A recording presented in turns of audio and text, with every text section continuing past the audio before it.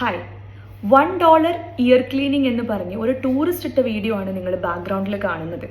അദ്ദേഹം ആ ഒരു വീഡിയോ ഇട്ടതുകൊണ്ട് ഇയർ ക്ലീനിങ് ഒക്കെ ഇപ്പോൾ സ്ട്രീറ്റ് ബിസിനസിന്റെ ഭാഗമാണ് എന്ന് അറിയാൻ കഴിഞ്ഞു.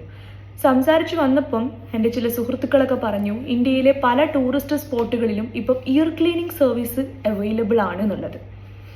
നിങ്ങൾ ആരെങ്കിലും യാത്രകൾ പോകുമ്പോൾ ഇത്തരത്തിലുള്ള സർവീസ് കാണുകയാണെങ്കിൽ 50 രൂപയല്ലേ ഉള്ളൂ, ചെയ്ത് കളയാമെന്ന് കരുതി ചെവി കാണിച്ചു കൊടുക്കരുത്. ചിലപ്പോൾ ഔട്ട്കംസ് വളരെ ഭീകരമായിരിക്കും. കാരണം നമ്മുടെ ചെവിയുടെ ഇയർ കനാൽ, അതായത് നമ്മുടെ ഈ ഓപ്പണിങ് തൊട്ട് അതിൻ്റെ എൻഡ് വരെ വെറും 2.5 സെൻറ്റിമീറ്റർ ലെങ്തേ ഉള്ളൂ.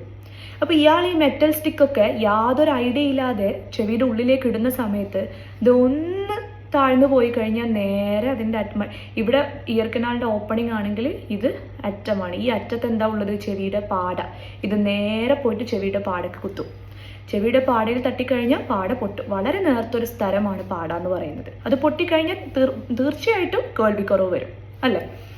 അപ്പോൾ പിന്നെ അതിനെ ചികിത്സിക്കേണ്ടി വരും.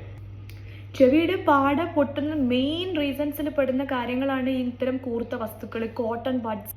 അല്ലെങ്കിലും ചെവിയിലെ വാക്സ് എന്ന് പറയുന്നത് നമുക്ക് ക്ലീൻ ചെയ്യാനുള്ള ഒരു കാര്യമല്ല. അത് നമ്മളുടെ ചെവിയെ പ്രൊട്ടക്റ്റ് ചെയ്യാനും ചെവി ക്ലീൻ ചെയ്യാനുമാണ് വാക്സ് അവിടെ ഇരിക്കുന്നത്. പിന്നെ ചില ആൾക്കാർക്ക് തന്നെയാണെങ്കിലും ചെവിയിൽ ഈ വാക്സ് പ്രൊഡക്ഷൻ കൂടുതലുണ്ടാവും. അപ്പോൾ ചൊറിച്ചിലൊക്കെ ചിലപ്പോൾ വരാൻ സാധ്യതയുള്ള ആൾക്കാർ ENT ഡോക്ടറെ കൺസൾട്ട് ചെയ്ത് ട്രീറ്റ്മെൻറ്റ് എടുക്കുക. അദ്ദേഹം നിങ്ങൾക്ക് റിമൂവ് ചെയ്ത് തരും. സോ ഈ വീഡിയോ നിങ്ങൾ മാക്സിമം ഷെയർ ചെയ്യാൻ നോക്കുക. ചെവിയും കേൾവിയും ഒന്നും ഇത്രയും ലാഘവത്തോടെ കാണേണ്ട ഒരു കാര്യമല്ല. ഇതിൻ്റെ സീരിയസ്നെസ് നിങ്ങൾ മനസ്സിലാക്കുമെന്ന് ഞാൻ വിചാരിക്കുന്നു. Thank you.